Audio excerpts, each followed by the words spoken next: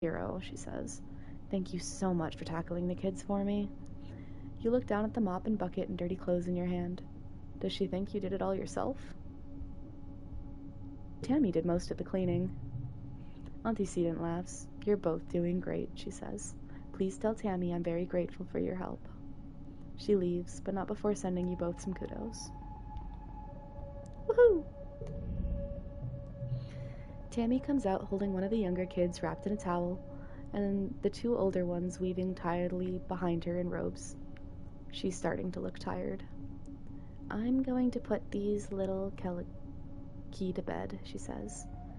I should spray down the floor with some antiseptic too, and then I'll sterilize the bathtub. Then, well, I guess I'll need to sanitize the bottles again, and boil and cool some more water, and by then the laundry will be done. You don't have to do everything yourself. Tammy puts on a determined smile. It's okay, she says. It's my job, right? We all need to do our best, and well, I am. This is what people need me to be doing right now, that's all. Just make sure you take care of yourself. Tammy's nose goes pink like her hair. Oh, fish, she laughs. Don't worry, I do. Just not when someone needs me. She takes the kids into the quiet room for their nap.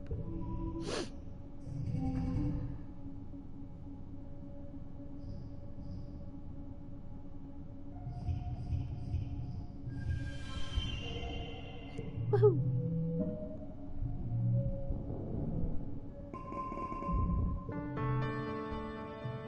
It's time for the 3rd annual Vertumnalia Festival. You gather with your family in the colony square. Everyone takes a seat as Governor Udicott approaches the stage. She folds her hands and serenely addresses the crowd. What a pleasure to address you all today as your governor, she says, looking as pleased as she ever does. In under 3 years, we've built a colony of which we can truly be proud. While we've suffered hardships and losses, we remain standing. As always, looking towards the future we are building together. Let us use this midsummer festival as a time to reflect on our many blessings, Udicott continues. Fresh water, good food, healthy children, and a strong community. You look around at the crowd, your friends, your parents, and all the other adults who have been in the background, radiation of your entire life. These are the closest human beings around for light years, and they are all your family. Udicott bows her head. But first, we recognize the passing of our dear friend, Chief Surveyor Melatonin, known for his gentle nature and his curious spirit. Tonin is survived by his daughter, Aspartame. In the crowd, Tammy sniffles loudly. In his place, we welcome our youngest council member ever, Utopia, representing expeditions. Udicott invites the rest of the council to stand and be recognized among the crowd, including your mom, who huffs an annoyance. When the applause dies down and the council sits, Utopia remains standing. Actually, Auntie Udicott, y'all mind if I make a quick announcement? Udicott nods and Utopia clears her throat. I just wanted to say thanks to y'all who are trusting me with this job, she says, her clear voice ringing out over the crowd. A cheer rises from expeditions, and she motions for them to quiet down. Uncle Tonin's left some big shoes to fill, and, well, I'm gonna give it my best. We're fixing to get to the bottom of whatever we're calling the shimmer. The sniffles folks have been getting during pollen, Utopia continues. Until we do, please keep on wearing your masks when the pollen is thick, and let the doc know if you're under the weather. She bends down to hug the governor as she leaves the stage. Thank you, Utopia, Udicott says warmly, and thank you to the rest of the council for their service. Live music starts playing and Udicott smiles. And now it's time for games and feasting. The crowd disperses towards the feasting table, clearing the area of chairs so the children's competitions can be held. Science fair!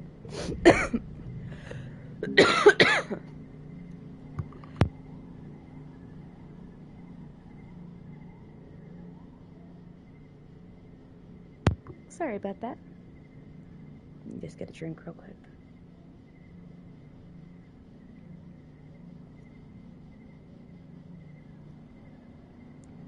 Tangent's project involves how the surveyor's gliders work. Something to do with the materials they're made from reacting with the magnetic field of the planet, combined with solar energy collected from the wings. You tune her out, only zoning back in when Tang stumbles through one of the judge's technical questions. You catch her look of pained frustration as she realizes she doesn't know the answer. Tammy's experiment is a tray of lumpy, misshapen, half-melted marshmallows. She says she was trying to find a vertumnum alternative for marshmallows, using aquafaba instead of gelatin or eggs, like they would have on Earth. She says she had a successful version, but she ate it because she was so anxious about her presentation. The judges turn to you next.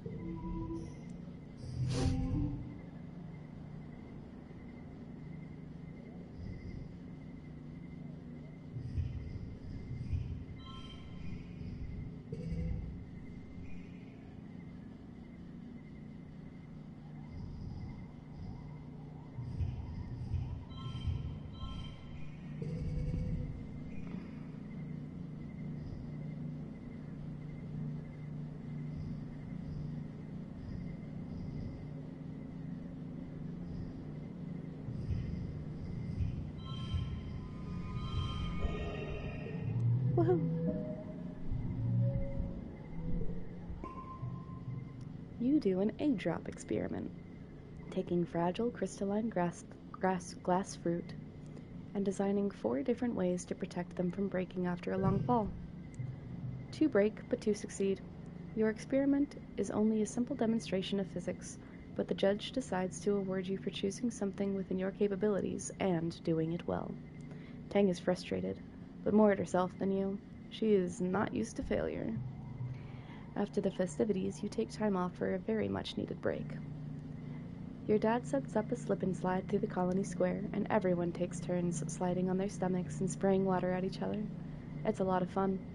You can feel your worries floating away in the hot dust suns.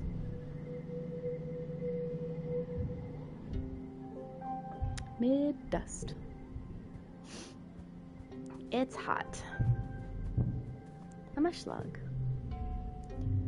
Cal has collected a fine assortment of plastic and metal containers and assembled them into what passes for a drum set, and he's clattering away at them, echoes through the garden. When he sees you, he twirls his drumstick and gives you a cheeky smile. What? They were just gonna get nano-recycled anyway.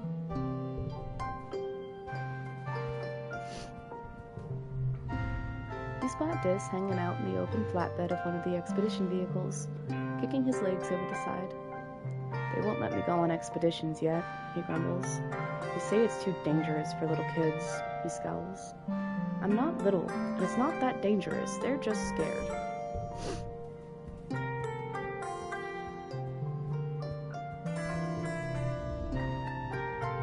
Anemone looks up from her hollow palm and sighs dramatically as you approach. Man, I hate school learning, she exclaims, prodding at her screen. Why do I even have to do this?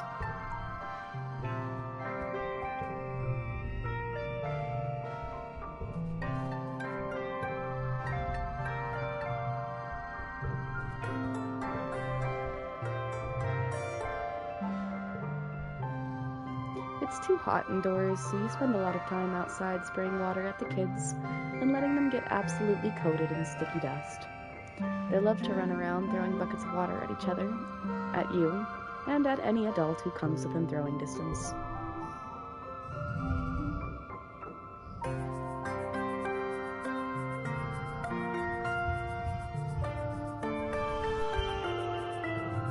Bingo bongo.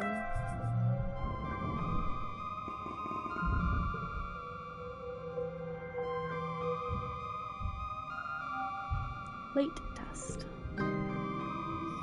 New perk. Pay to remove cards in the quarters spa. Huh?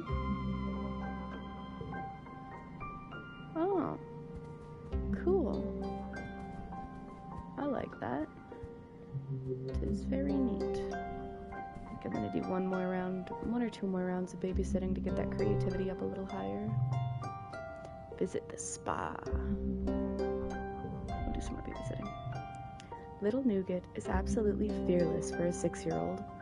She speaks bravely to adults and hates being patronized by anyone. It's usually endearing, but Tammy has been trying to get her to put her toys away for afternoon quiet time, and Nougat is not having it. You can't make me, Nougat shouts for the 3rd time. First, I can't play in 0G. Then I can't play with the nanoprinter. No, no, no. I'm gonna run away and live in the jungle and play all day, and nobody tells me what to do. Tammy looks to you for help. Want to give this a try? You explain to Nougat that she can't play in 0G because we aren't in space anymore, and she's too young to use the nanoprinter, especially after she filled the entire room with rubber ducks that time. Nougat, as usual, not having it. No, no, no! Nougat shoves you out of the way and begins running around like a tornado, knocking things off tables. Negotiate or frighten her with your scary face.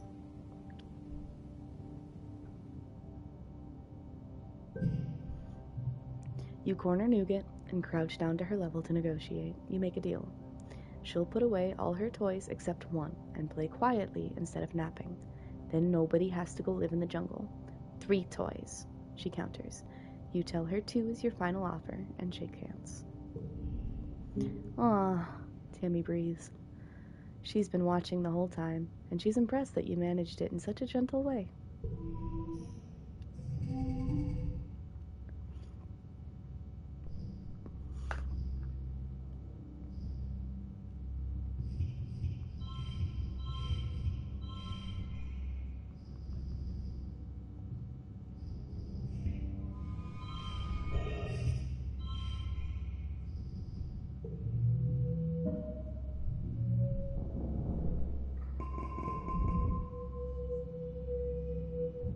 Late dusk into early wet.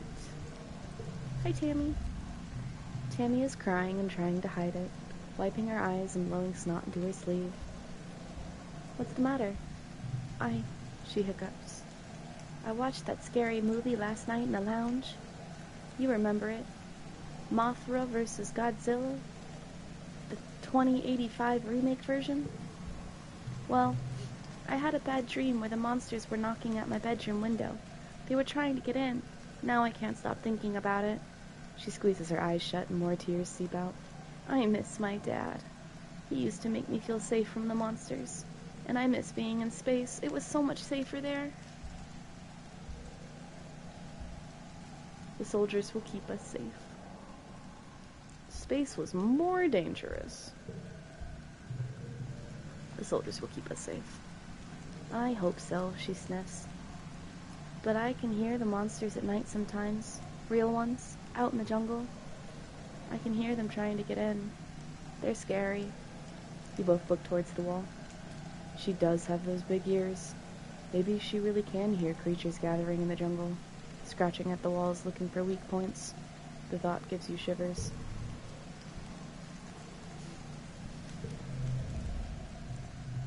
Cal has collected a fine assortment of plastic and metal containers. Oh, right. I've read that one.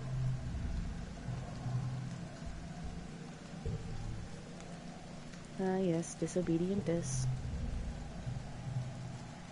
Your dad is watching your mom work. You can practically see the hearts in his eyes. Your mom is an incredible lady, he says, dreamily. True love is hurtling yourself into space with someone and hoping for the best for your children. Ew, Dad. Gross. A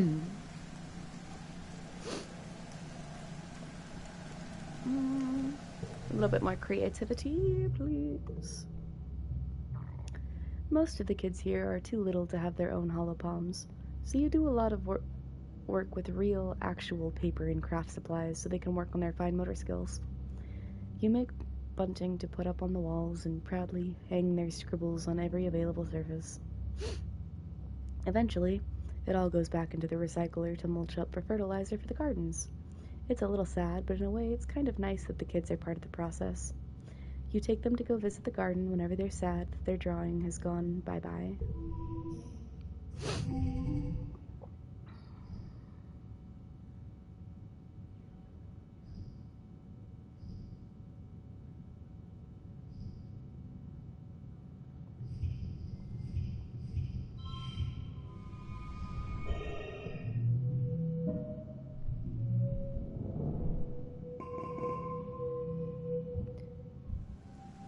mid-wet.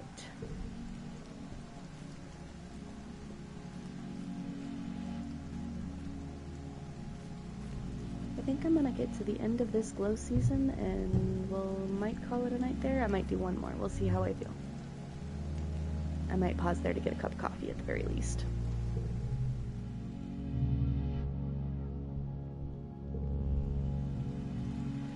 You and Tammy are taking the kids out for a field trip to the garden so they can see where their food comes from.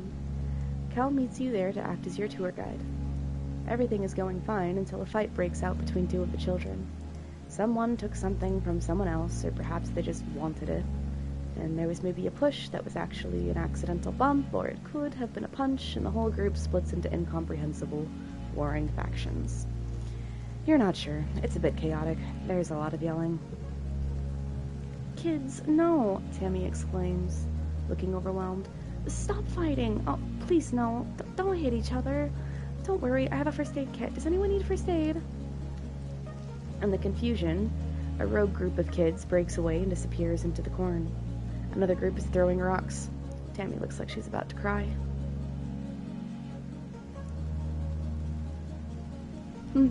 Thank you, Holly. I might just get me a cup of coffee. I'm not really feeling tired. More just need to wet the whistle. Cal waves his hands with a steady and easy smile. Don't worry about it, he says. It's just some dirt and rocks. And don't worry about the runaways, they aren't going anywhere. There's fences around this whole place.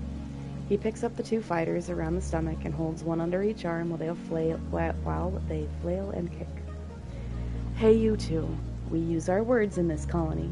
You gotta talk it out before you start hitting each other. Tammy wrings her hands. But Cal, she wails. It's dangerous. They could get through the gate, or they could get lost and scared. They could fall down and hurt themselves on farm equipment.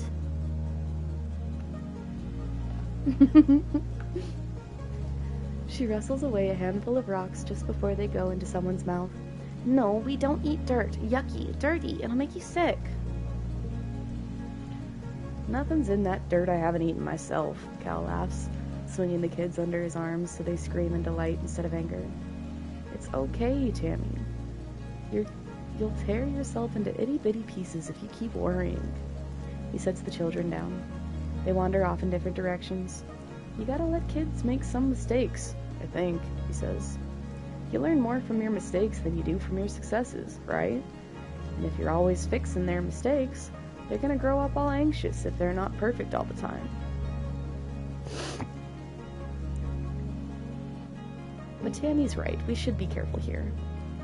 Yeah, Tammy says, blinking away frustrated tears. It's not like growing up on the colony ship, okay? It's actually really dangerous out here. It's my job to keep them safe. Cal softens. I'm sorry, Tammy, he says. I didn't know you were so serious about this. He gives her a hug. You care so much. That's what makes you a great babysitter.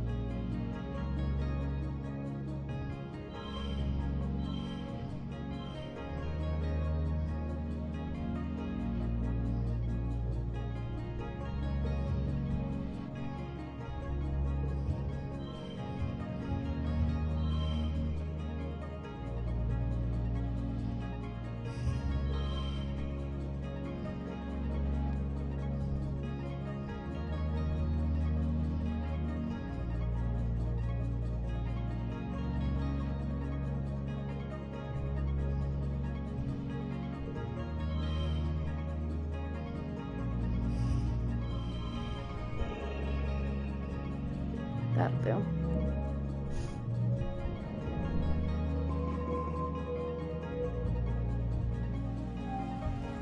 Late wet. Yeah, I think I'm just gonna get myself a cup of coffee and I'll do a couple more years. I really like this game. I very well might not sleep tonight. But that's okay. Tammy is a natural at this. You are constantly amazed that she never loses her temper. When you ask her how she does it, she just blushes and looks away, saying that it's not that impressive, if it's the only thing she's really good at.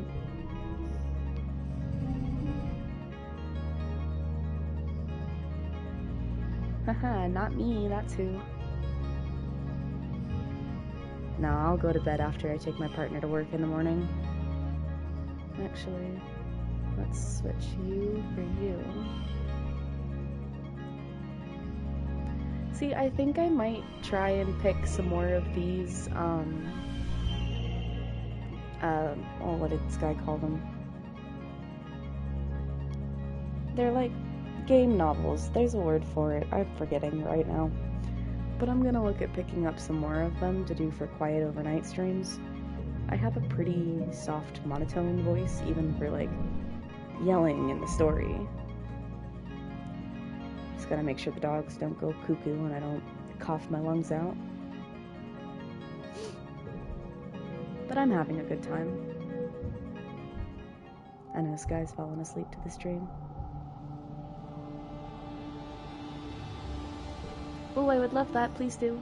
I'm gonna start taking a list. You can always send them to the XP Critter Discord too. Oh, I love that.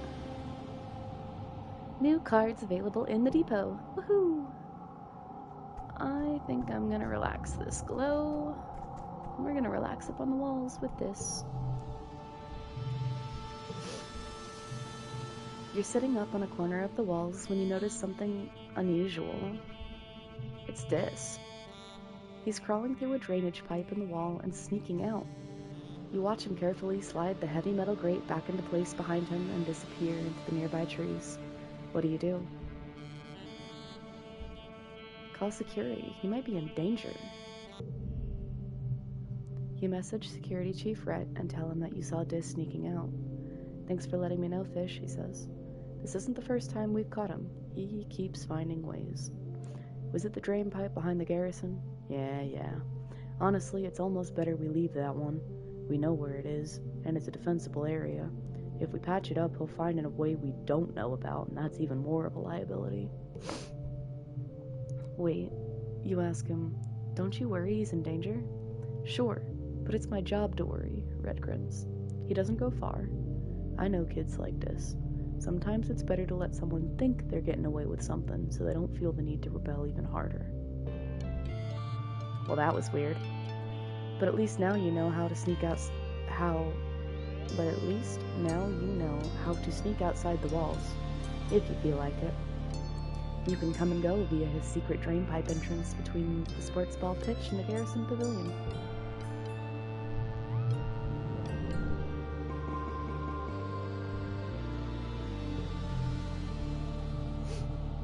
Two data points form a line, but 3 is a pattern. The colony has been on high alert all glow, hoping that the creatures from beyond the wall don't return for a 3rd year in a row. Surveyors keep reporting that they're seeing unusual animal activity. Even the plants seem different, they say.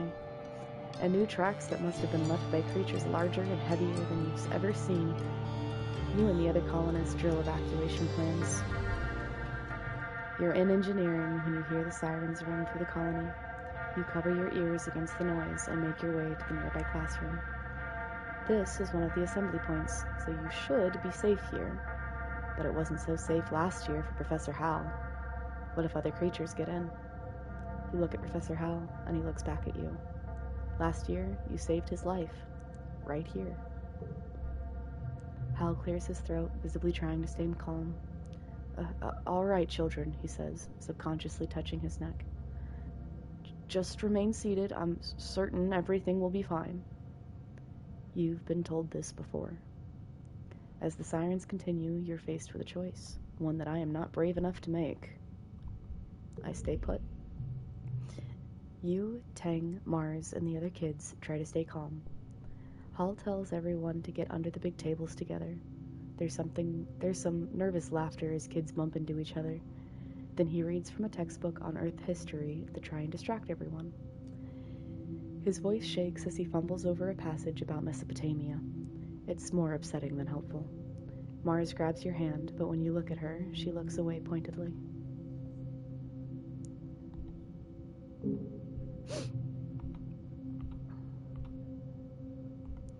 There's nothing you can do, so you try to apply yourself to reading the chapter you've been assigned. You struggle with it, your mind racing. You notice Tangent trying to do the same. She gives you a faint smile over her holoscreen. It isn't long before the sirens turn off, ringing 3 short pulses as the all-clear message flashes on your holopalm. You and the other children file out of engineering and head back to your quarters. Your parents will want to know that you're safe. Your dad gives you a big hug, but your mom slumps into a seat at your small table. It's like they were going specifically for geoponics this time, she mutters. But your dad pets your hair and shushes her. I'm sure it was just bad luck, Lulubelle, he says. But your mom shakes her head and folds her hands in front of her mouth, staring at the porthole window at the fields. All right, my dearies, I'm going to take a short break, get some more coffee, and I will be back to start the next year in just a few minutes, okay? Probably take a bathroom break too, so 20 minutes tops.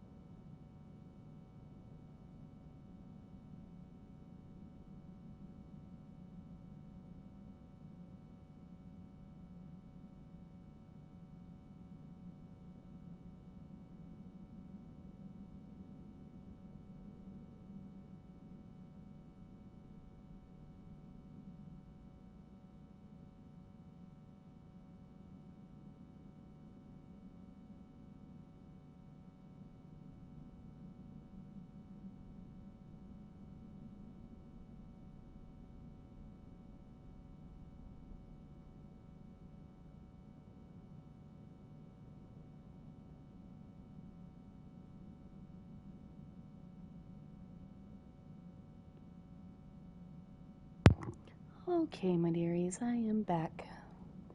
Got my coffee, went to the bathroom, woke up the potato from her nap, and she is staring at me very sleepily. You're a good girl. I'm gonna have to get a little puppy cam for streams so y'all can see the little potato. She's so cute.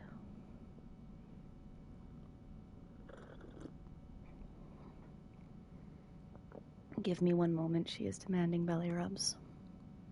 Like the little princess she is. No princess.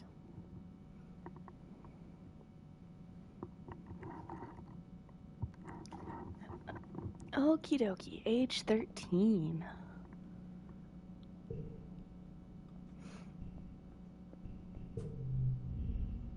You tell Tangent that you know where Dis has been going. You tell her that he's been sneaking out to explore the jungle. Not far away, but outside the walls. Tang looks concerned. Really? She says, wringing her hands. Is it safe? Oops. Shit. There we go. I'll keep him safe. She eyes you skeptically. Full offense, Fish, but you're just a kid, she replies. However, I suppose it's good to know that he isn't alone out there. You are my best friend. I am going to make sure nothing happens to your brother as far as I can help it. So time for me to break the rules. Tammy is bobbing her head along happily, the music coming through her ears speak, when she turns off as she sees you approach. Hello, Fish. I was just daydreaming. Her gaze flicks over to the geoponics domes before she gives you a distracted smile. What's up? Do you need something? Random act of kindness. I want to do something nice for Mars, Tammy says, fiddling with the helm of her dress. But I don't know what. She just nanoprints whatever she needs. She snaps her fingers. I know. Why don't we ask Antecedent to help us put on a spa day for her? Antecedent has a whole cabinet of nice-smelling lotions, soaps, and scented candles. She lets you choose a few of each and reserves one of the private lounge anterooms for you. Sure, Mars can buy her own lotions, but what she can't buy is the loving servitude of her friends. You help Tammy primp and pamper Mars. She's surprised and a little humbled by the attention, and gives you both a genuine hug and thanks. Tammy has good instincts. She always knows what people secretly need, and Mars needed to have something nice given to her instead of having to demand it.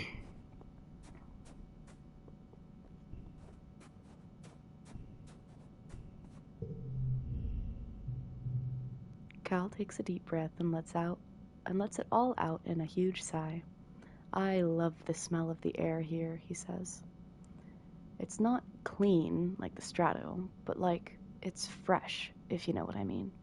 It smells like dirt and compost and manure and growing things, and when I breathe it in, it's just... He takes another breath.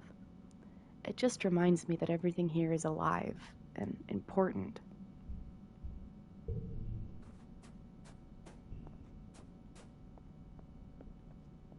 A crystal.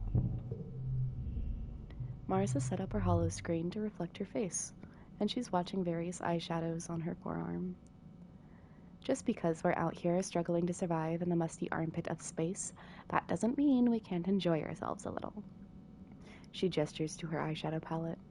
If I have the kudos to print luxury goods, why shouldn't I? Oh, do you want this rock I found? Would you like this? Actually, no, I'm gonna give you a cake on your birthday is what I'm gonna do. Because I have a cake. And I know when your birthday is. I need to figure out when the rest of these children's birthdays are. Hi, Dis. Dis is sitting on the grass near the big gates that lead out to the jungle. He's just staring out into the nothingness and picking absent-mindedly at the weeds. He pretends to not notice as you approach. Do you want to play a game? He draws his knees up under his chin. Not really, he mumbles into his sleeve. We could build a fort. No, he speaks more firmly this time. I just want to be alone. Okay, Des. Sorry, buddy. I think it's time for some self-defense. You attend your first session of Security Chief Rhett's self-defense class. It's a small class, and mostly security officers and other adults. You and Anemone are the only kids. She gives you a wink and a cheesy thumbs up as you listen to Rhett rant about how everyone in the colony needs to learn self-defense. You could be walking along thinking you're safe within the walls, and a flying animal could swoop out of the sky. Then what would you do? Rhett chops at the air with his hand. I'll tell you what you're going to do. You're going to chop that beast right in the throat. Hi-ya! He points at the assembled class.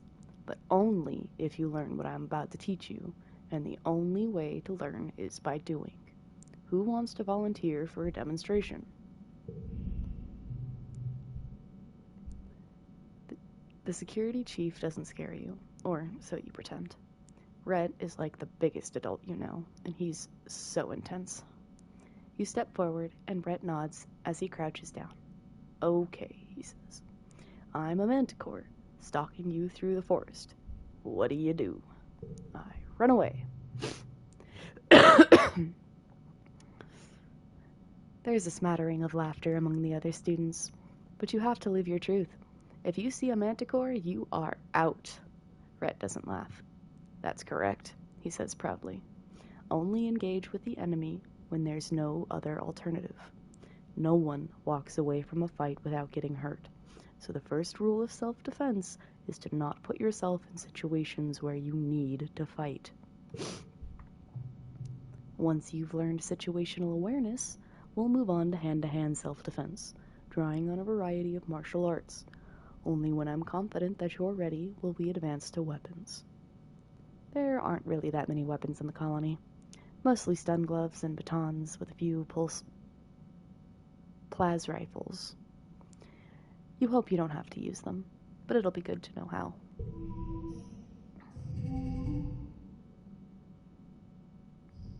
Three, 4, 5.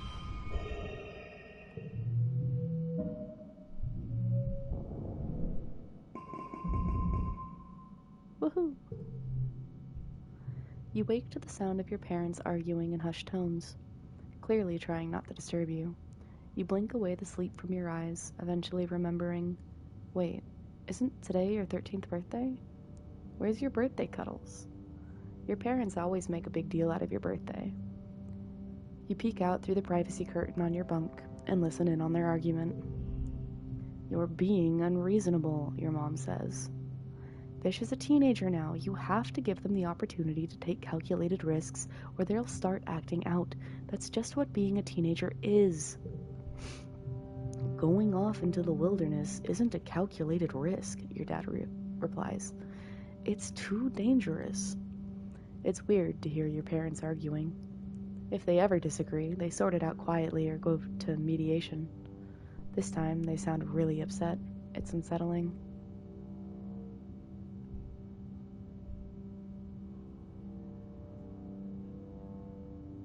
You don't need to...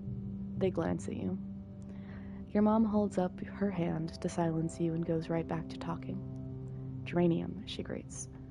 You've said yourself that we need every person out there surveying for edible native plants. You're even going yourself. Why not our child? Your dad flails his hands helplessly. Because, Lulu, they're our child. It's our responsibility to keep them safe. 1 second, chat.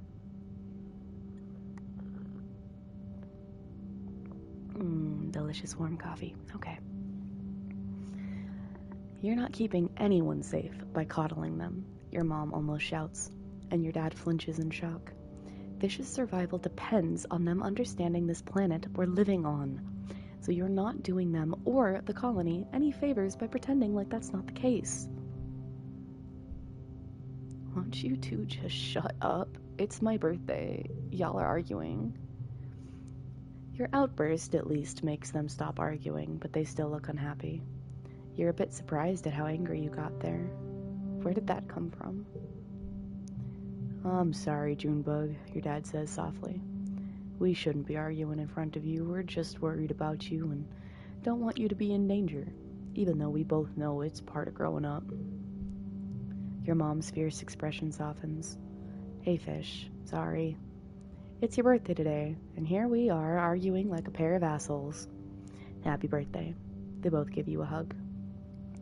We meant to order up from the canteen and have your usual birthday breakfast, but we got to talking about how Utopia's opened up positions and expeditions for kids 13 and older, and well, that's you now. I suppose we'll have to let you spread your wings someday, your dad relents. I'd just feel better knowing you were safe here inside the colony walls. He gives your mom a faint smile. We decided early to let you choose your path in life, so if you want to join expeditions, we're behind you. Just be safe.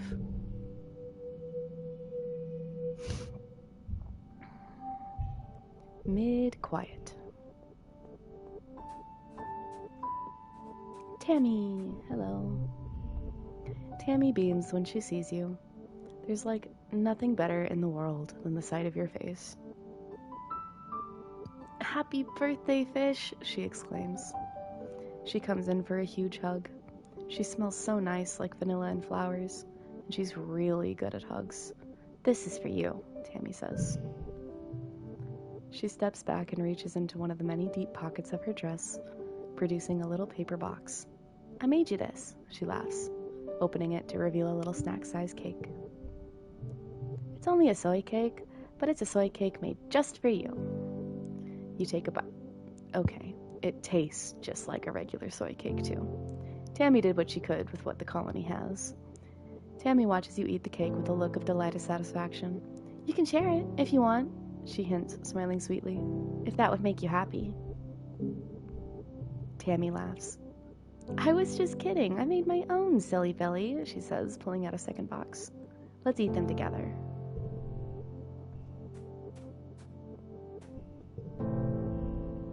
Mars does a little twirl, showing off her shimmering dress. You wouldn't believe how many kudos I needed to use to nanoprint this dress, she says loftily. I wouldn't even bother telling you. It would only make you jealous.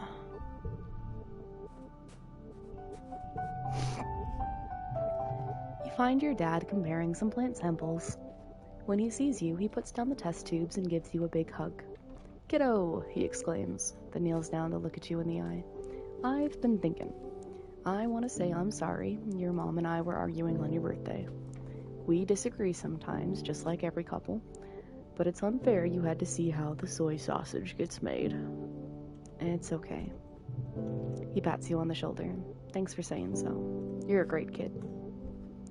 Your mom and I talked it out, he continues. We're both just really putting our everything into the farm right now, and it's making us kind of snappy. You don't have to worry about it, okay? He squeezes you in a hug. If you want to join Utopia's exploration team, just be careful. It's dangerous out there. Cal and Tammy are walking through the garden, shoulder to shoulder. Every so often, Cal stops and points out something while Tammy smiles indulgently. They see you approach and stop walking, moving a little bit farther apart from each other. Cal waves at you. Hey, Fish, what's up? Secret relationships? Dun, dun, dun. Let's see, will you let me leave? You step cautiously through the colony gates. Fish, how's it going, little sib? Chief Surveyor Utopia steps casually out to bar your away while making it look accidental. Whoa there. I don't know if you're ready to head out there and join the surveyors just yet. Why don't you skedaddle and stick to sports ball inside the walls for now? I am not tough enough.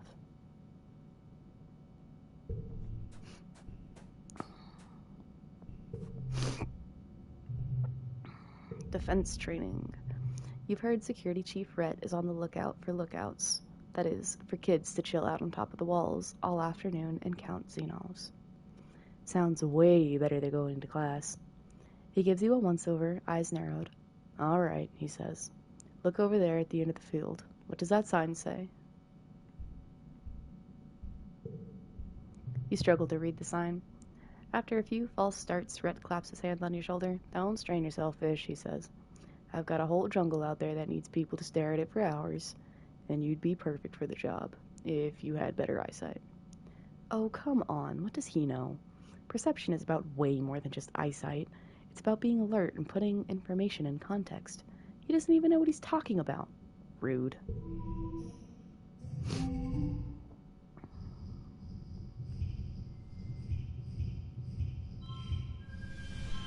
Perfect straight.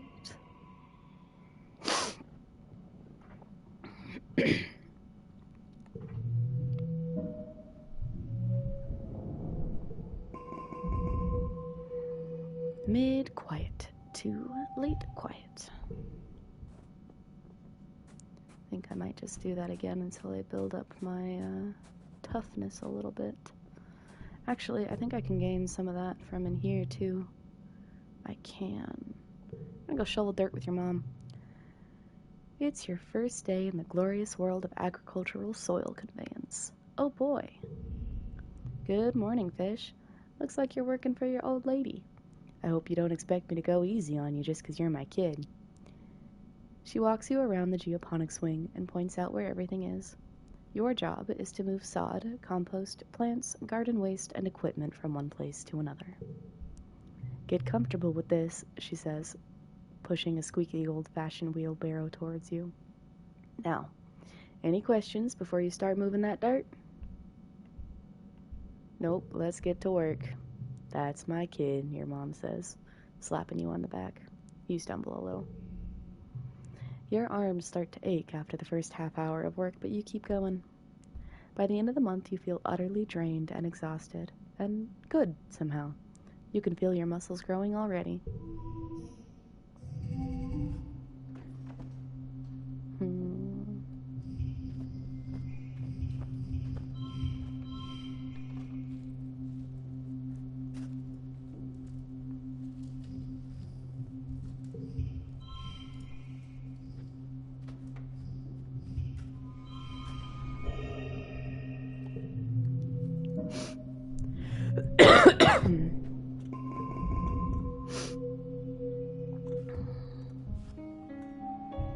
Early pollen. Hi, Dad. Your dad was sniffling and sneezing pretty bad this morning. He collapsed around this time last year, so you've been feeling anxious about his health, especially now that the pollen is back. He's working hard in the fields, respirator hanging from his neck as he grunts and shovels dirt into a wheelbarrow. He sees you coming, stands up straight, coughing a little as he stretches his back. Hey, kiddo, what brings you out here? Dad, you have to wear your respirator. Your dad makes a blah blah blah motions with his hand. I do. Don't look at me like that. I'm just getting some fresh air. It's hard to breathe with that thing on. I'm racing to get these pixie beans in the ground, he continues. We're all set to have a great harvest in time for Vertimilia. He leans on his shovel, tucking one foot behind the other and rocking back and forth. Truth is, I've been working like a dog. I'd love to get out of here for a while. Hey, what do you say you and I go for a little walk? He says, brightening. I know you don't get outside the walls much either, but we could do a little nature walk. I study all the plants the foragers bring back, but I've never really seen them in the wild. Sounds great. Awesome, your dad exclaims. I knew you'd pick up what I'm throwing down. Your mom doesn't see the draw, he continues, flipping his shovel up onto his shoulder and picking his way carefully out of the turned fields. She likes what she can control, you know, but there's a whole planet out there, and I want to go explore. He stops and doubles over, suddenly racked with a coughing fit that makes him unable to speak. He tries a few times to catch his breath, but each time he just starts coughing harder. The pink pollen in the air swirls and eddies around you both. Maybe you should stay indoors. Oh, your dad wheezes. You're just like Instance. That old stick in the mud. I remember when we were younger. She was always walking around with her nose in everyone's business. She always thinks she knows what's best for people. Despite his brave words, he has to hold on to you for balance as he catches his breath again. Okay, maybe now's not the best time, he gasps, finally putting his respirator back on. But you and me, we have a date with the outside world, kiddo. I'm taking a rain check. Oh, he says, his eyes red-rimmed and streaming from irritation. I can't wait until Instance figures out a treatment for this shimmer thing. She says maybe next year, maybe the one after that. I'm gonna be first in line, you bet. My poor dad. Cal, I found you something. Cal's eyes crinkle when he sees you approach, and he pulls off his face mask. I'm outside all the time, he says, and I hate when my chest gets all tight and itchy around this time of year. The mask kinda helps, I think. My mom nanoprints a ton of them to use in the med bay. You should grab one with all the running around you do.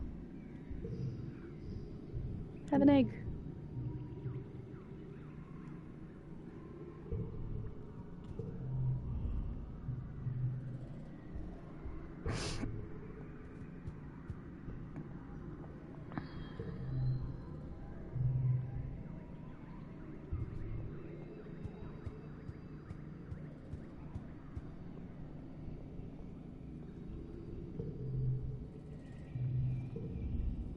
Hey, Squirt, your mom calls out to you.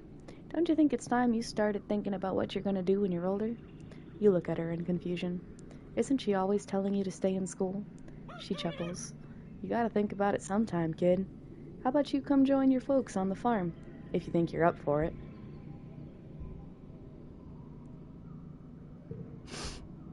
Your mom claps you on the back. She's just as strong as she looks. Great, she says. Come see me in geoponics when you're ready to start. It'll be more fun than weeding dirt around, I promise.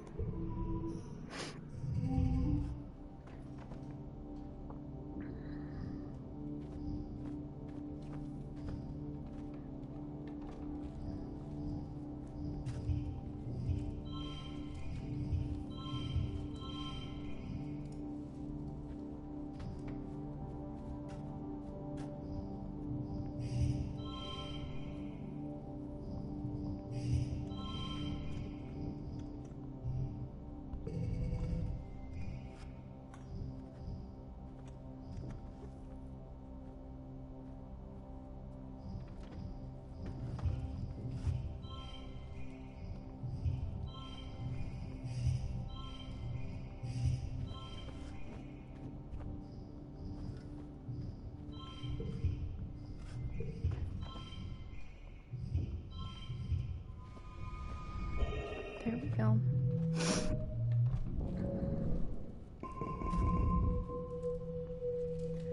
Early pollen till mid-pollen.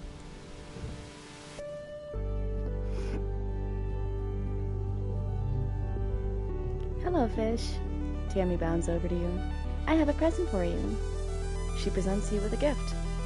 It's wrapped in homemade wrapping paper, scribbled with hearts and flowers. Open it, she says, bouncing on her toes.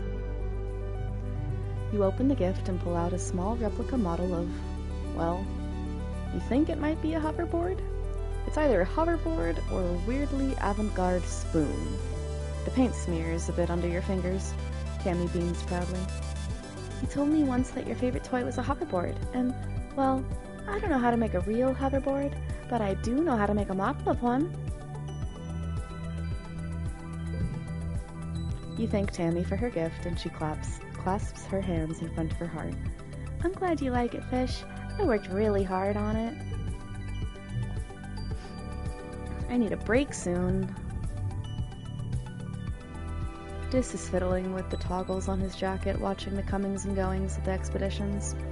I want to go with them, he mumbles. But, like, not with them, you know? Like, I just want to be alone in the wilderness for a while. A little smile plays across the corner of his lips. Sounds nice.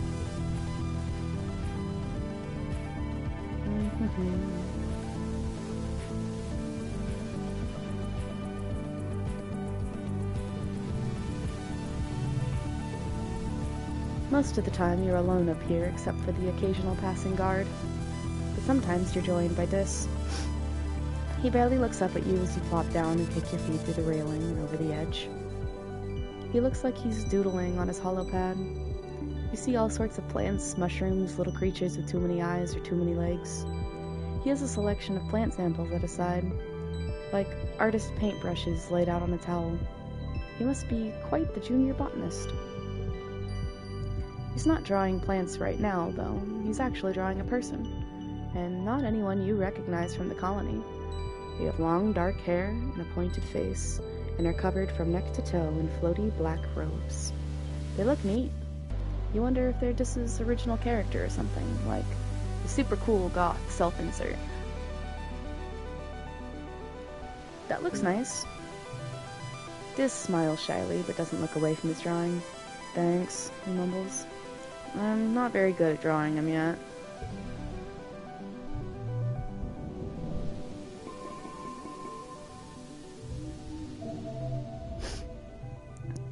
You're getting older. It's that magical time in your life full of discoveries and possibilities, when children become adults and their bodies change in weird, wonderful, and often embarrassing ways. When you were younger, congruence gave your class a frank presentation about preparing for the changes your bodies would experience in the next few years. Which parts of the presentation was relevant to you?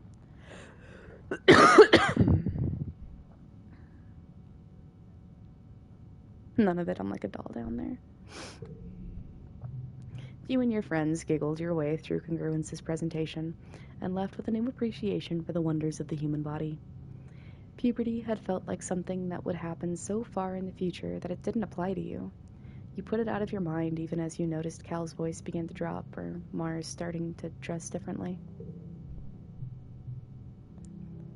Until one morning you wake up and something feels different. You just know something's off as soon as you open your eyes. Things are squelchier than you expect them to be down there. You weren't having an exciting dream and then something happened. But you can already barely remember it. You just want to close your eyes again. You remember Congruence's sex ed classes, and you're really not ready for their real-world practical applications. After a few minutes, you sigh and muster up the courage to look under your blankets. Yep, that's a thing. Deal with it. You wait for your parents to leave for work, calling out to you that you're going to miss breakfast if you lie around in bed.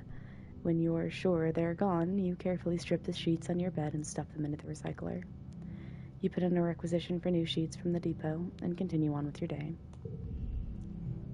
That night, you find your dad waiting for you. He's pulled your privacy curtain back to show your stripped bed and looks up with a knowing smile when you enter holding new sheets. He laughs, putting on an exaggerated detective impression. Now I can only think of one reason why a teenager suddenly cares about doing their own laundry. He points to you and exclaims, "By Jove, I think I've got it. What's up, fish? Got something to share with your old man?" You can feel your face getting red as you ignore him and make your bed, but it doesn't stop him. "Aw, kiddo, it's okay to feel a little wet behind the ears." You retreat to your bunk and slam the privacy curtain closed so you can't hear him making any more jokes. Ugh, he's so embarrassing. What's happening? You feel a little on edge today? Like everything that happens... Oh, what is happening? ? You feel a little on edge today. Like everything that happens feels so unfair and tragic. Like you want to punch stuff and then cry about it, like you want to be left alone, but you also desperately want attention. Feels like a fount of new energy is starting to bubble up inside you. Dangerous, uncontrollable energy. Welcome to puberty, fish. That's wild. Late pollen. Anything good or fun or useful left on the ground? No. Let's not shirk off my scientific, studious responsibilities.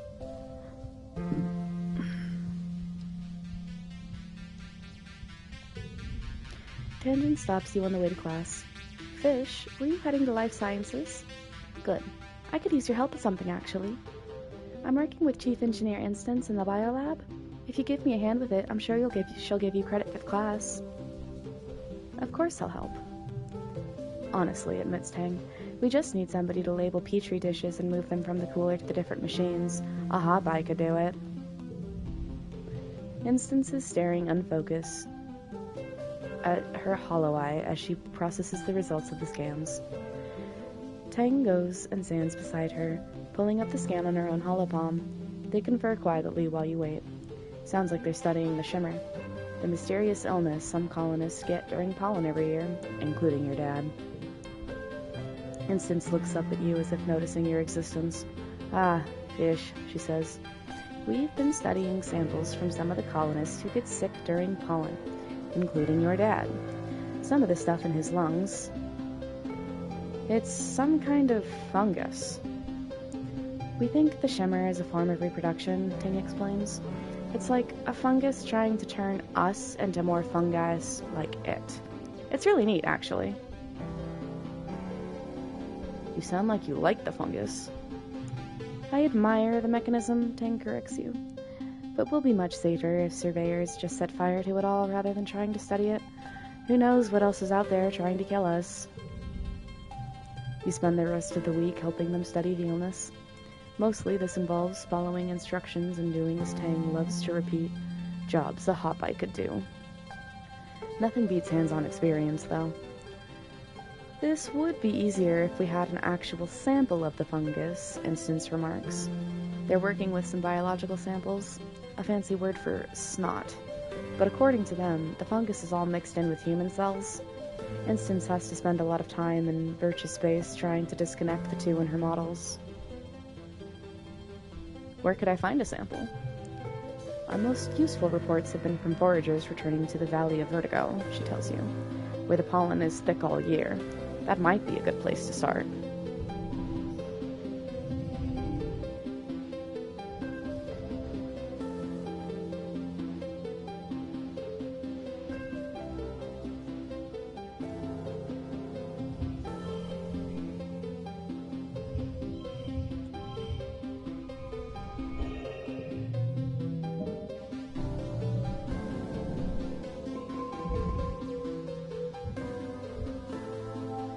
Early dust.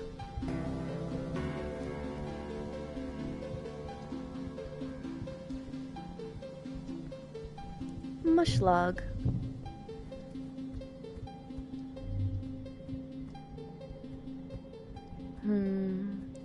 What do we want to do this month? Let's see if you'll let me out yet. 20 or greater? What am I at? 13.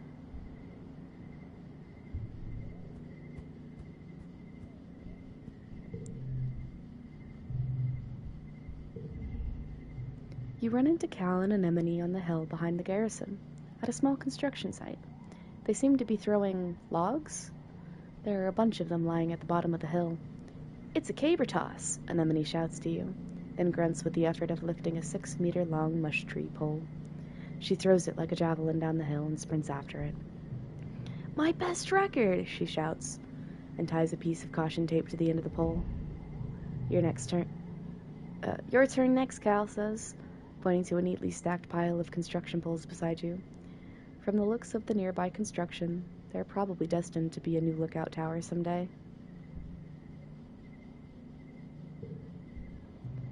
Challenge mode, wee-oo, wee-oo. Cal makes a noise like a siren. He shouts down to an Anemone. Fish is gonna throw a big one, so you better get out of the landing zone. The pole isn't actually that heavy, but its length makes it hard to balance. You struggle to get it underneath your knees. You struggle to get underneath it with your knees bent. This is going to be tough.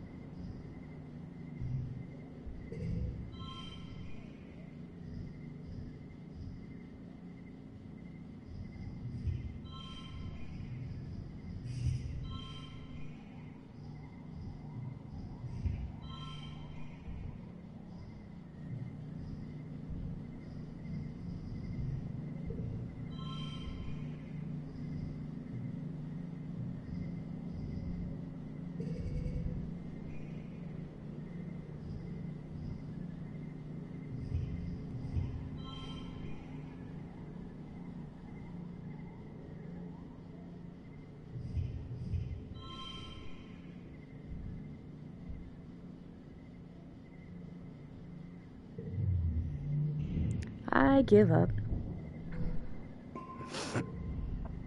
You fumble your throw, and the pole only makes it halfway down the hill, rolling a little before it comes to a stop with the others.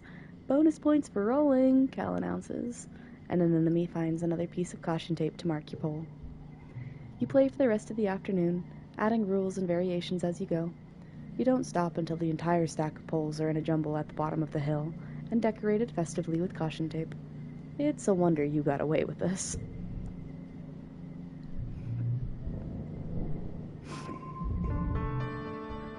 It's Vertimilia. Time for speeches, games, and feasting. You stare hungrily at the feast table.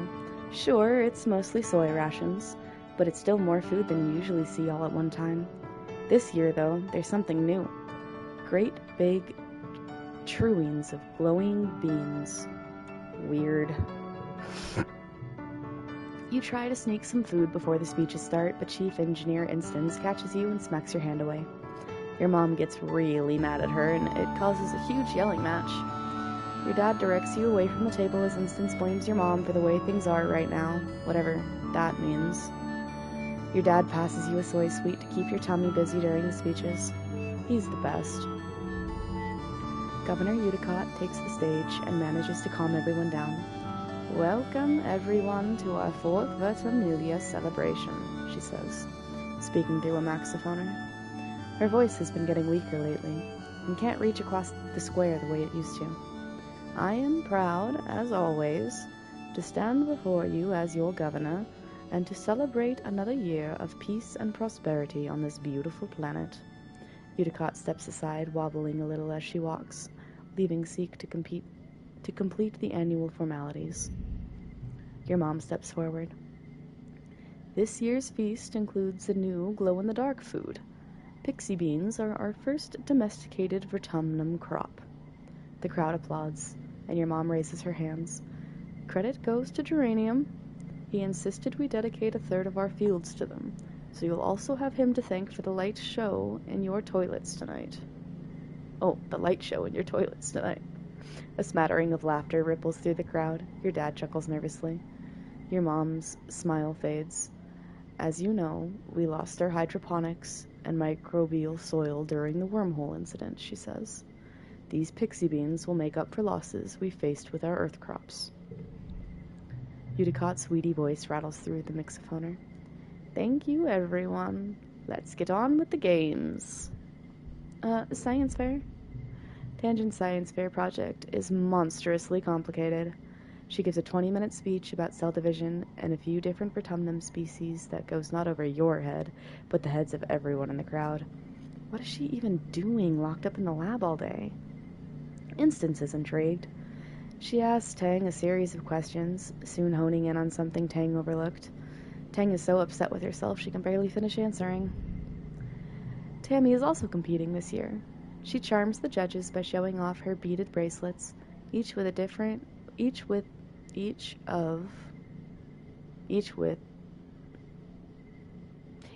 which, there we go, illustrate a DNA double helix. The judges compliment her scientific accuracy as she ties one on each of their wrists, then teaches everyone how to make them. Your turn.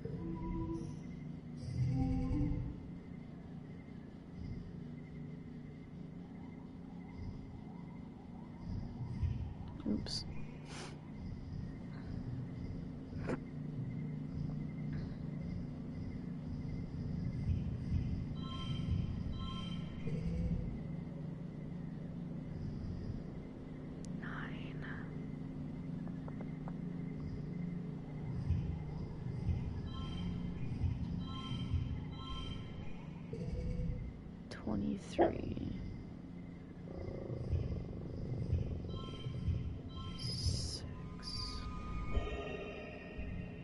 Woot woot.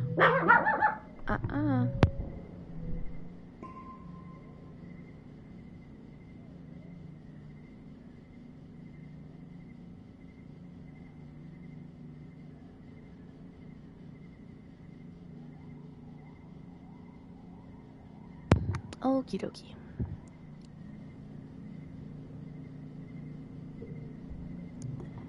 Your project this year is on power generation. explaining the ways the colony will be able to generate power once the nuclear engines eventually need to be turned off. You've compared the efficiencies of burning mushroom pellets, spark snow, or the thin oil they found under the southern swamps. Hi, Belford, welcome back. We're doing an overnight one tonight. You'd love to outfit the colony with solar power, but those panels are full of precious metals you haven't found alternatives for on Britumna. You conclude that wind and hydroelectric power are easiest to maintain and the most sustainable, impressing everyone with your working model of a hydroelectric dam. Finally, it's time for the feast. The pixie beans are a hit. Your parents keep touting their many benefits. They grow well here, they're super nutritious, taste great, they're really versatile. And kids love their bright multicolor glow. Your rumbling stomach has made you grouchy. Your parents won't let you eat until they finally stop bragging about their dumb beans. You consider the options: pixie bean soup, pixie bean salad, pixie bean chili, and even pixie bean aquafaba. Everything glows in the evening twilight. You suddenly shove your pixie bean everything around your plate. You don't even want to eat. You don't even want to eat them anymore. Stupid beans, stupid feast, stupid games, stupid everyone. Every time someone turns to talk to you, especially about how great these beans are and how great your parents are for growing them, you just get more irritated. They're just beans. It's like they love these beans more than they love you. You're probably just hungry. Eat your pixie beans. You want to rebel against these stupid beans, but the truth is you're too hungry to resist. You count backwards from 10 to calm yourself down so you don't blow up at your mom. Why is she smiling all the time? You settle on glowering at her over your plate of glowing beans. She notices, but just purses her lips and turns away from you to talk to someone else. Rude. You shovel food into your mouth, trying to not look like you're enjoying it. It is as delicious as everyone said. And you start to feel more human the more you eat. Right, yeah. Food. Food is great. You do feel better after you eat something. Everyone's in high spirits after dinner, breaking off into little groups to talk or to make music together as the sky darkens for the shortest night of the year. You feel your mood improve by the minute as your friends pull you into a fun rhythmic clapping game. As your irritation fades, you wonder if this is what congruence meant when she warned you that your hormones would make you feel out of control sometimes. When you go back to your quarters to get ready for bed, your dad gives you a big hug. It's exactly what you needed.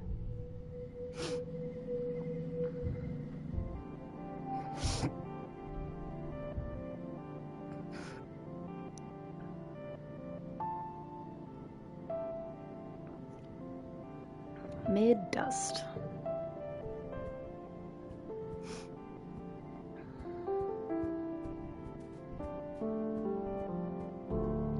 Nothing new. Oh, excuse me.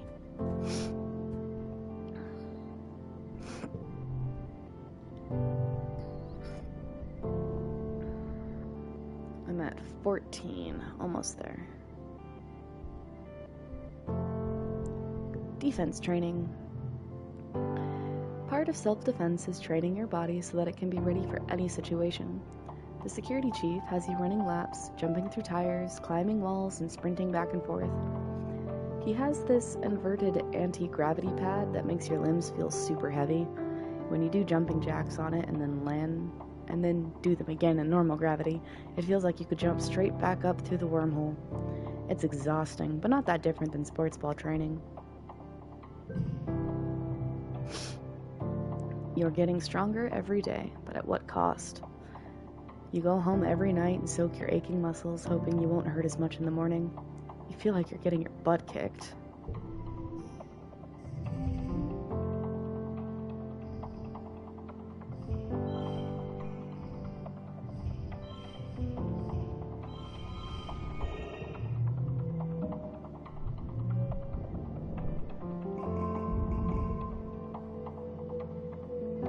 Mid-dust.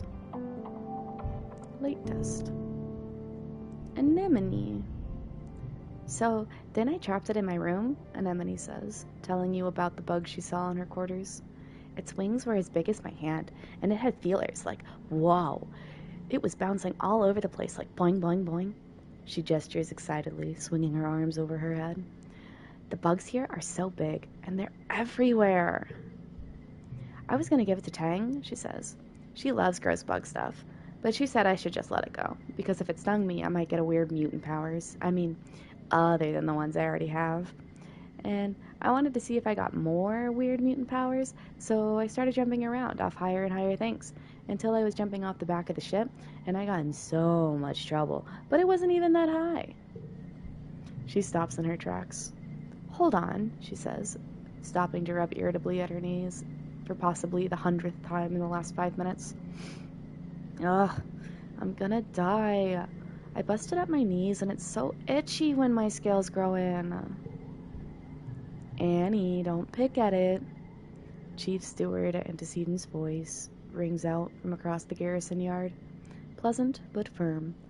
It instantly transports you back to being at the ship crash, tugging on her skirts and calling her auntie. Anemone jumps and stands up straight, her hands flying to her sides. But Mom, Anemone whines, digging her fingers into her knees as Antecedent approaches you both. It's so scratch-tastically itchy. I know, lovely, Antecedent soothes her, patting down her riotous red hair. But the more you pick at it, the thicker your scales are going to grow in. Anemone tucks her hands under her armpits to keep from scratching. What if I wanna have cool scales? She pouts. Antecedent smiles indulgently. At the rate you're going, I'm sure you'll be covered in them before you know it. No need to rush.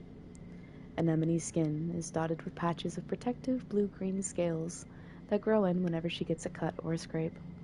She rubs the patch on her jaw indignantly, the one she got when she ran headfirst into the food synthesizer back on the ship. Antecedent opens her satchel and pulls out a bundle of clothes. The queue for the nanoprinter is over a week long, so I patched your pants with some scraps from your brother's clothing. Please try not to put any more holes in them. Or yourself. Okay? She hands the clothes to Anemone and kisses her on her forehead. Anemone sticks out her tongue and gags. Yuck. Anemone evaluates the clothes as her mom walks away. Galactic, she breathes, as she runs her fingers over the odd colored patches. Then, right there in the middle of the yard, she unashamedly squirms out of her pants and pulls on the new ones. Whoa! I look like a fighter jet from the Hollows, she exclaims, showing off her new pants. Like when they'd stencil your kill count on your plane? Or like a really cool scar. Anemone grins. Yeah, you get it. My pants are scarred, just like me. You're so cute.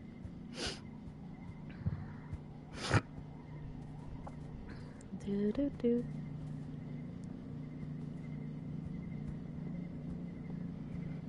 I don't think I have enough toughness to leave quite yet. 15, couple more of these and I should be good. Most days, self-defense looks a lot like exercise. You run a lot of laps around the colony and work on increasing your strength and flexibility in the gym. When will you get to punch something?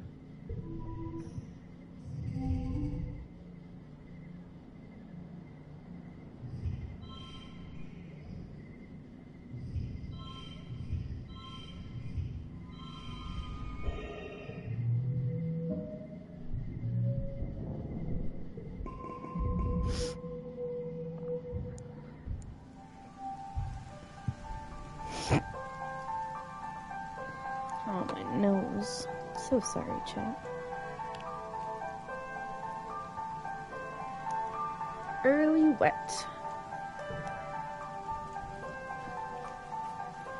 First things first, because you're the only person who I know when your birthday is.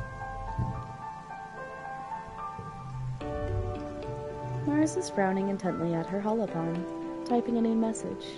Oh, Excuse me, Fish. I just have to clear something up, she says, sparing you a look.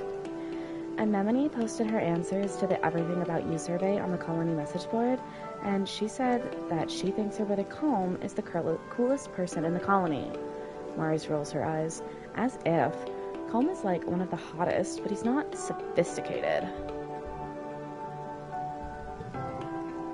Happy birthday, Mars. A birthday cake? Icing is a little uneven, Mars notes, and there are no candles, but keep practicing and you'll improve. Okay. You know, Fish, you're all right, Mars says as you approach. You blink at her, trying to figure out what she means. You're an all right what? At your stunned silence, Mars laughs and tosses her hair over her shoulder. You're all right, she repeats. You actually have good taste, unlike all these other nullheads. Ever since we landed, it's been help with this, Mars. And don't waste resources on that, Mars. It's boring. At least you understand the importance of sophistication.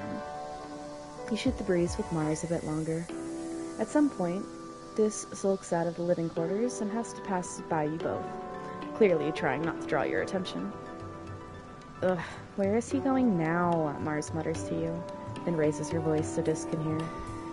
Try not to get eaten by aliens, she calls out to Dis. If you die out there, they can't use your body for fertilizer. Don't be a waste.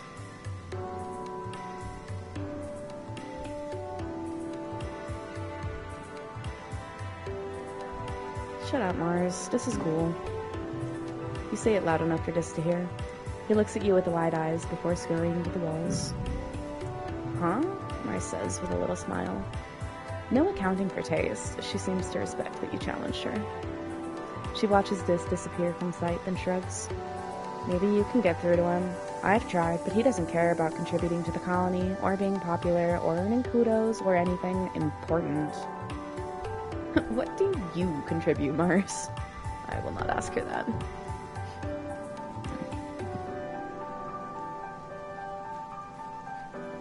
I feel like she'd yell at me if I asked her that. Alright, what are we at now?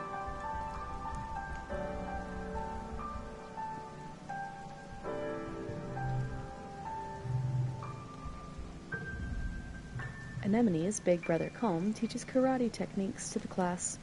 Kicks, punches, flips, all the cool stuff. He's much more calm than Security Chief Rhett, and takes time to connect with you instead of just relying on intimidation.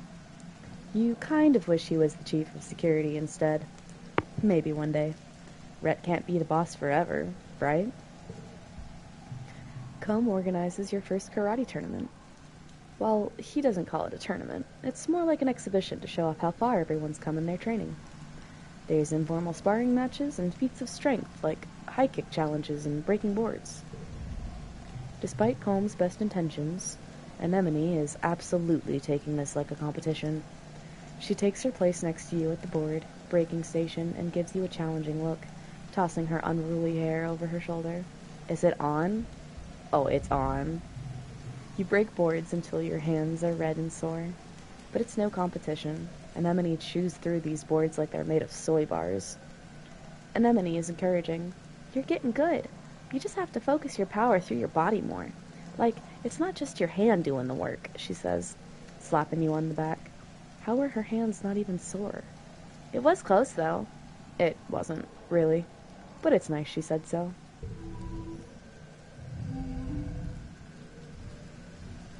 Two, three, 5, 5. 1, 2, 3, 5, 5. Woohoo! Barely.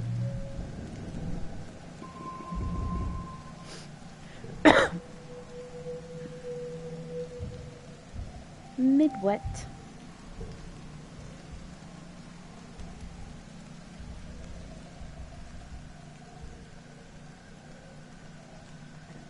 Why is that not going up?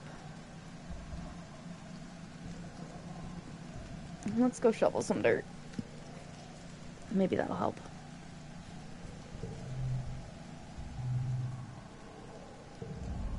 You join Cal at a particularly fragrant pile of compost. He's trying to use his hoverboard as a wheelbarrow, carefully pushing compost off of it into the pile. Don't you just love this? Cal asks excitedly. Your hoverboard? Yeah, it's cool. Dirt? I guess it's okay. Wait, these stinky rotted food scraps? No, he laughs. I mean, just this. He waves his arms, dirt encrusted up to the elbows, to talk to the entire greenhouse. We get to help plant stuff and watch it grow. Even if we're just moving dirt around, we're still helping. Why do you like it so much? Well, he considers. I like digging holes in the dirt, because it's so full of surprises down there. I found a worm. Wait, let me see if I can find her again. He sticks his hand into the compost and rummages around, his tongue sticking out of his mouth. I guess she got away, he says after a minute. She was real shiny, like a rainbow. Wait, I just thought of a thing I like better. He shows you his splayed hand. Getting dirt under my fingernails, he laughs. I don't know why, but it's the best. You are so cute, child.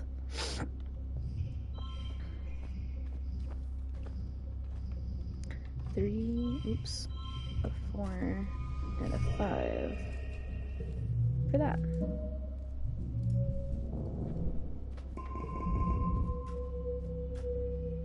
Mid-wet to late wet. Now I think if I do one more, I'll be good. Yeah. One more digging in the dirt. Or I could let's do this one. It's a proud day for your mom. You're finally following in her footsteps. She meets you at the gate to the gardens. Hello, Sprout, she says, sounding chipper. Come on, we've got a lot to cover before you'll be able to keep up with the rest of us. Finally, some real farming. Your mom shows you around the fields and the geoponics domes. You'll mostly be working in the fields, with the hardier earth crops like the potatoes and the corn, as well as the native plants we've managed to cultivate. She smiles and rubs her forehead with the back of her wrist. Your dad's pretty hopeful about these pixie beans, though. I'm reserving my judgment. You spend the rest of the day pulling weeds and watering plants. You're dirty up to your waist by the time you're finished, but it's good, honest work. You're proud to be able to do something that helps out the colony. Cal gives you a high five and invites you for a cool drink at the cafeteria. All the other agriculturists join you. Of all the places in the colony you've worked, geoponics is the most like a family. Maybe because they've always been your family, thanks to your mom and dad. Ooh, a 9? 9, 6, 4, 4, 2.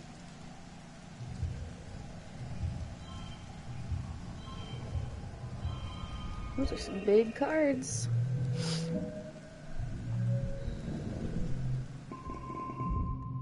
It's been a long month of being cooped up indoors while it poured rain and everything got too muddy and gross to play outside.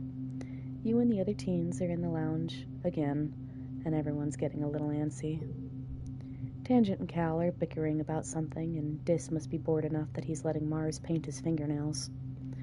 Tammy is trying to teach Anemone a dance she learned from watching holovids, and Anemone is failing miserably. The sound of their music fills the room. You're starting to feel a little off, too, but, it's weird. You want to yell, but at the same time you want to take off all your clothes and streak through the colony square. Aww. Anemone dances a little too close to Mars's collection of nail polish, bumping into the table and sending them all, and herself, clattering to the floor. Hey, watch it, Dis snaps. Dance your stupid dance somewhere else. You watch it, Tammy snaps back. Nemi was just trying to figure something out. Don't be so rude, right, Nemi? Anemone sniffles from where she's sprawled out on the floor, clearly trying not to cry. See, Tammy exclaims. You're making her cry, you big meanie. Boo-hoo, Mars teases. What are you going to do, dance about it? Ugh, you're all so childish. Who even cares? Everyone just shut up, Cal yells from across the room. Ugh, you fight all the time. You stay inside where it's nice and dry and don't appreciate how hard everyone works. It's just whine, whine, whine. You're not better just because you work outside, Tang joins in. You're not special, Cal. If I wanted to, I could work outside. She opens her hollow palm and flies her fingers over across the screen. There, see? Next month I'll be working in geoponics. How do you like that? Then you can nag me about my soft hands all you want. Udicott pokes her head in from the command corridor. Children, keep it down. We can hear you all the way from the bridge. Everyone goes quiet for about a second, and then explodes into arguing again. Udicott throws her hands in the air and retreats down the hallway in defeat. Calm down, everybody. Everybody ignores you and keeps squabbling. Mars chases Cal, and everyone else chases her, and somehow you all end up in the classroom. Suddenly Tammy shouts, "Okay, everyone, everyone!" She claps her hands. 1, 2, 3, look at me. Everyone shut up! Everyone stops arguing and looks at Tammy in shock. I have an idea, she says. We should decorate the classroom. No one seems excited by this prospect until she adds, with toilet paper. Come on, it'll be pretty. Now everyone's on board. You can feel yourself getting excited too. This is so naughty. You might get in trouble, but who cares? You're having fun. You split the classroom in half and break up into 2 teams, and whoever completely covers their half first is the winner. Everyone agrees readily, even Cal, and he hates competitions. Your team is doing well until the other team sends Tangent over to sabotage your progress. Mars complains as Tang runs around tearing down your garlands, but Anemone on the other team insists that there was no rule against sabotage, so it's all totally fair. This makes Mars shriek in indignation and go flying at Anemone, knocking her to the floor for a vicious hair-pulling battle. All the noise attracts the attention of Chief Engineer Instance, who throws her hands up in dismay at the state of the room. The kids scatter before she can make anyone clean up. The next day, you all feel terrible. It feels like your arms and legs are made of lead, and it takes so much energy to do anything. You can barely make it out of bed. All the energy from yesterday has been drained out of you and then some. It lasts for a week. Some of you can't even get out of bed, and when you do, your moods are all over the place. Aggressive, sulky, impulsive, until your batteries run out and you sleep for over 12 hours straight.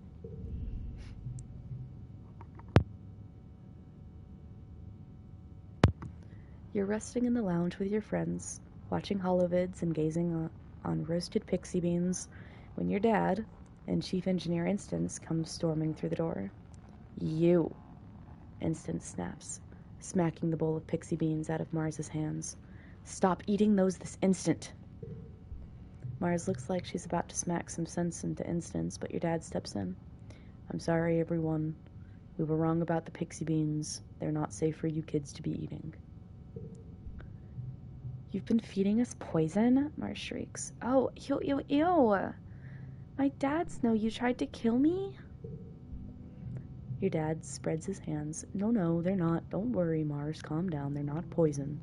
There's just a chemical in them that hyperbonds to estrogen and testosterone, your big teenage growing hormones, and the brain likes binding to that new macromolecule a lot more than the regular kind.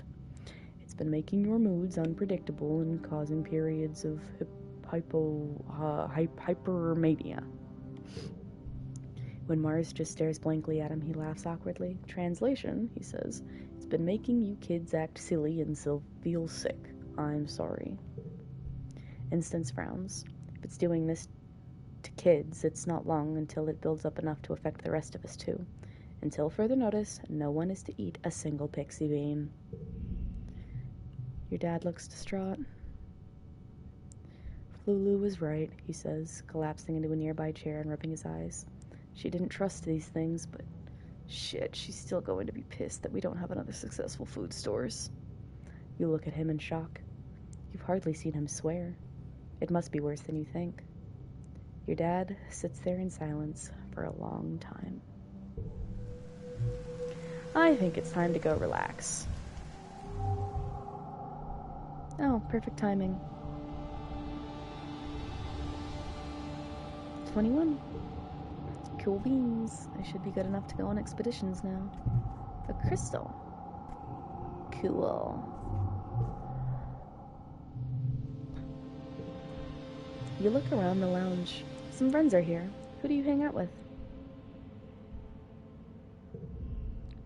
You plop down beside Dis, who's listening to music in his hear speak and ignoring everyone else in the lounge with dogged determination. When it becomes obvious that you're not just going to leave him alone, he turns off his music with a huff. What do you want? You ask him what he's listening to, and he replies, it's just some old Earth music. You probably won't like it. All you have is Earth music, unless you want to listen to the space shanties the adults made up in the last 20 years. So you don't know what he's talking about. You tell him to give you a little credit. He rolls his eyes, but lets you sync your hear speak to his. Grungy sounding rock music fills your skull. You spend a few hours passing music recommendations back and forth, lost in your own private soundscape.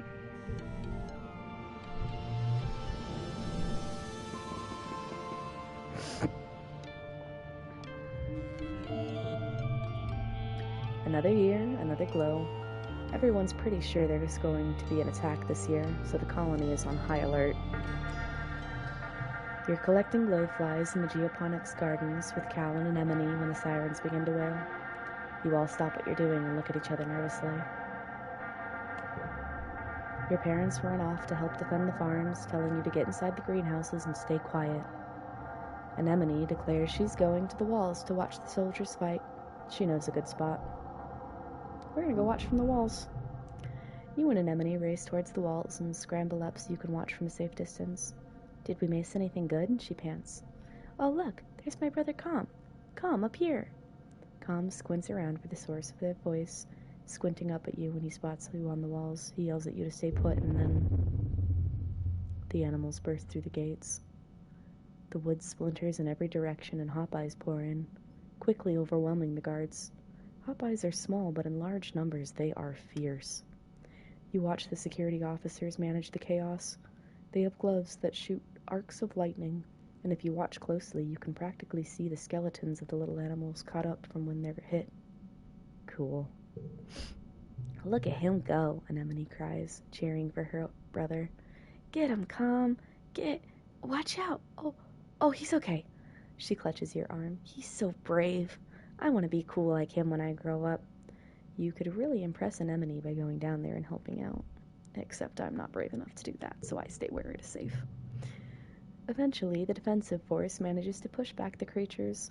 The rest of their broken swarm flee back into the wilderness. You and Anemone slip home before you get into trouble. Your parents are arguing quietly at your little table.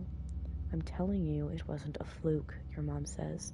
They're not just wild animals. They have a plan. The fields, the lights. Okay, your dad replies, taking her hands across the tabletop. We have to tell people what we saw in geoponics. They look up, noticing you in the doorway. Your dad's worried expression quickly changes to a smile. Hey, Rutabaga. What happened to the fields? Your mom stands up. Don't worry about that. She snaps. Get to bed. It's late. And we have a lot of work to do tomorrow to clean up.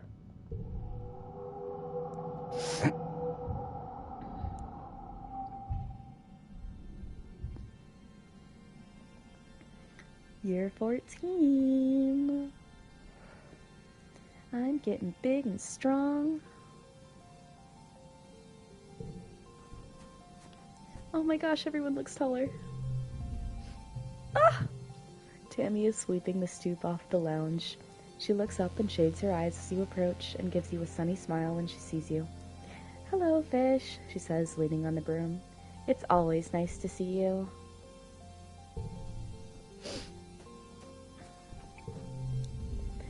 Mars scowls over her homework. Today is biology, she sighs. This is so dumb. There's only one kind of biology I care about, and they don't cover it in school.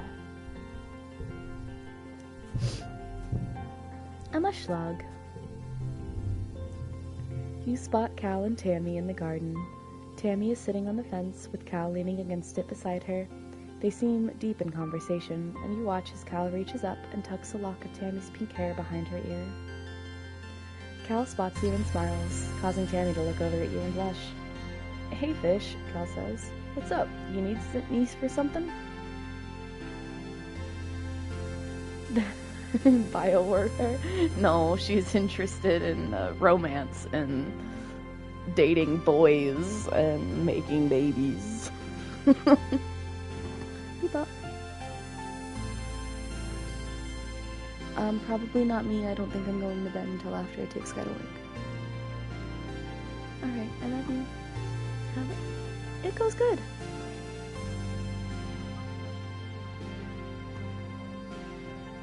Fair and totally valid. Definitely don't recommend watching if you want to play.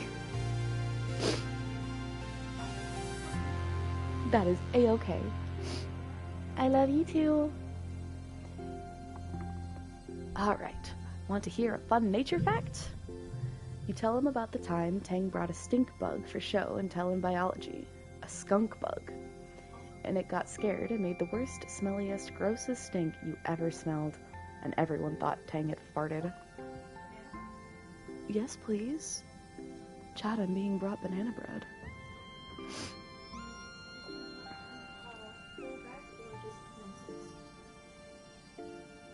Can I have the bag just so she doesn't try and... I think I only want like 2 pieces. I just didn't want them on a plate. If that one. The potato has awoken. You can't act all innocent. I know you. I know who you are. Who made? Will got it from a package. That's so good, thank you, Will. But it was cloudy when we went up, so we just scared us and just fell. We almost fell asleep.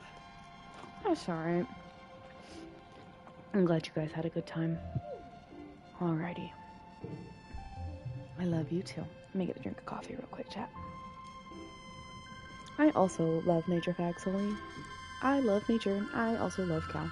Cal is adorable.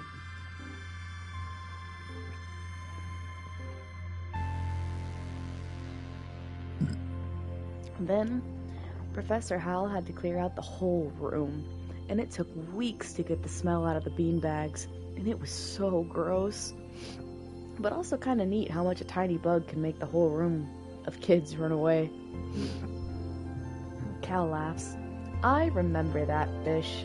Except the way I heard it, it wasn't Tang, it was you. Yeah, I would have done something like that. Oh, Dis. What a cute little emo boy you've grown up to be.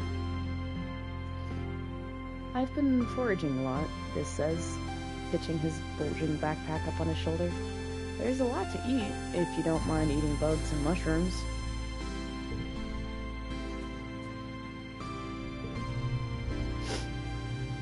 Anemone scratches at her cheek, then scowls as a bit of blue scales flake off. Stupid acne, she mutters. On top of everything else, I got this too. Want to train together? On your way to the sports ball pitch, Anemone shares the story about the time her brother Colm once spiked the ball so hard that he broke Utopia's nose. Back when she used to play sports ball too. She describes it in gory detail. But don't go easy on me, she exclaims. That's why we have medbeds, right? Plus, I might get a cool scar. She thumbs a blue-scaled scar on her jaw right under her ear.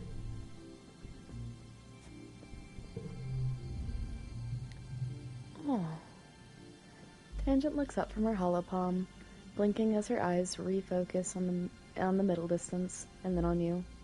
Her previously long hair is gone, buzzed close to her scalp. You almost didn't recognize her when you first saw her. You wonder if it was caused by a lab accident or something. Hello, Fish, she says, already cagey. Did you need something? Hair? I mean, what's up with your hair? Tang shrugs. It's too hot here, she says, dismissively. If evolution hasn't seen fit to solve the problem, then adaptive behaviors will have to do. Come on, what's the real story? Tang bites her lip as she toys with her hollow screen, scrolling it mindlessly. I couldn't think with all that hair, she confesses. I could feel it weighing me down like a blanket wrapped around my brain, just hot and gross and heavy, so I hacked it all off. Tang's mouth twists in amusement. In a moment of uncontrolled emotion, she says, imitating Dr. Instance. She rolls her eyes. It's only dead organic material after all, practically a waste product. It feels so much better this way anyway. I like it. She shrugs again. Would you like me to add you to the tally of people who have an opinion about my personal appearance? It's quite riveting if you're into that sort of thing. Tang turns back to her reports. It's not about looking good, she says. This is more efficient.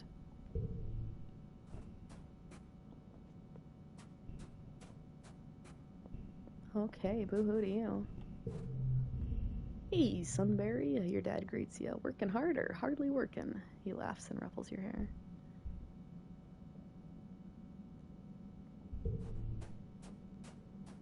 Yo, expeditions lady. You step cautiously through the colony gates. I'm tough enough now. Well, I'll be, Utopia drawls, grappling at you playfully. You ain't lying, kid. You got grit. She scans a roster on her holopalm. Yup. Looks like you're approved to start with the junior survey teams. And you look like you won't wilt at the first sting of slapgrass. We'll keep you close to begin with, round here in the prosaic plains. Come and see me when you're ready for assignment. Let's go. Expeditions. Whenever you have a second, Steph wants to talk to you on the phone. Yeah, okay. Give me a couple minute break, chat.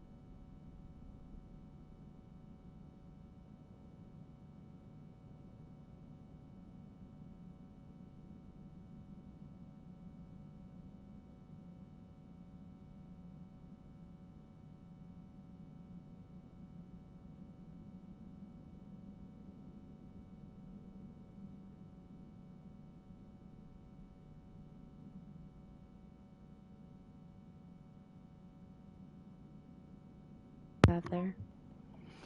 We're going to go, let's see. She's just a baby.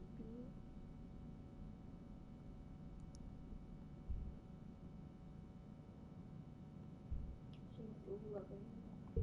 We'll go do this. My first expedition! Events in this area can be done in any order. They won't cause time to pass, but will increase your stress. Return home via the Expeditions Depot flag or the home button at the top left of the screen. Watch for collectible items you can bring back as gifts. Events respawn at the beginning of each year, and new collectibles have a chance to appear every season. I love you too. When you boarded the Expeditions Autobus this morning, you didn't know what to expect. It trundled you and the other surveyors a few clicks north to the Prosaic Plains, a high, flat area with cooler weather than your colony. You could barely control your excitement as you watched the landscape change, and now you're here. You're finally old enough for a real survey mission, away from the colony. You greet Chief Surveyor Utopia at the depot. This here is a plaza cutter, she says, handing you one. It's a tool for cutting and heating things. You can use it to make a fire, cauterize a wound, boil water, and it cuts some materials pretty alright. You can use it for self-defense too, but I don't suggest it. Cool, fire, she laughs. Cool it, sweets. This is a quiet area, and what we're doing, we're not supposed to be in danger. We're just gonna be taking notes and pictures, keeping track of all the flora and fauna we see. Just don't touch anything unless I ask you to take a sample. Everything is potentially dangerous. We don't know much about what's out there, which is why we need surveyors, even young'uns like you. The Prosaic Plains are a sparse region. Like you can assume from the name, you can see things from a long way off. Utopia sees you squinting at the horizon. And what are you gonna do if you see something coming for you? Avoid it. Good kid, Utopia approves, patting you on the back. We don't need any trouble. Dis joined you. He must have come on an earlier autobus. Ah, good, you're here, Utopia says, digging out another plaza cutter for Dis. You two greenhorns are with me for the foreseeable. Now, we don't gotta sniff each other's butts all the time out there, but I do expect y'all to be in yelling distance. Comms can get spotty out here. Utopia also hands you a surveying drone and shows you how to launch it. It'll automatically perform local scans of wherever you go, though detailed scans still need to be done manually. When you return here to the depot, it'll unload its findings into the holonet. Your job is to cover ground, see what's out there, and as long as it isn't dangerous, record it. She slaps you on the back. Alright, team. Don't get yourself killed out there, okay? Freedom!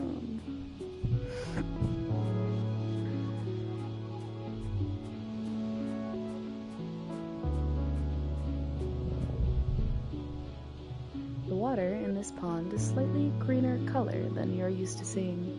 It smells sweet, but kind of acidic too. That's odd.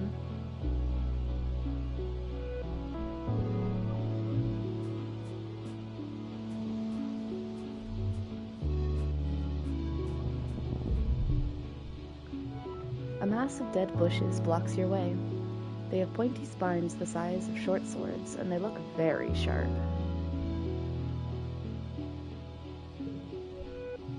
Ouch, ouch, ouch, ouch!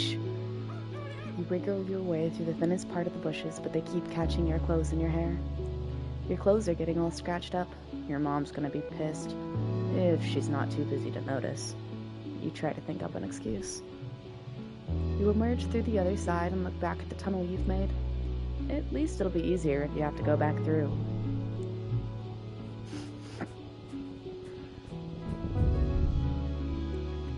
You stop to watch a herd of shaggy, purple-furred animals slowly meander down a slope.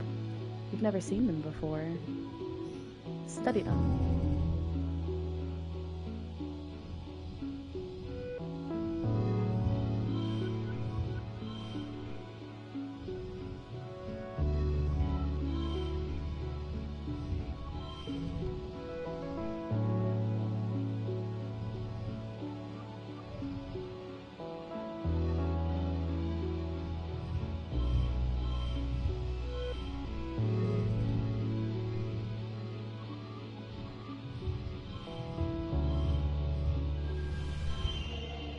Woohoo!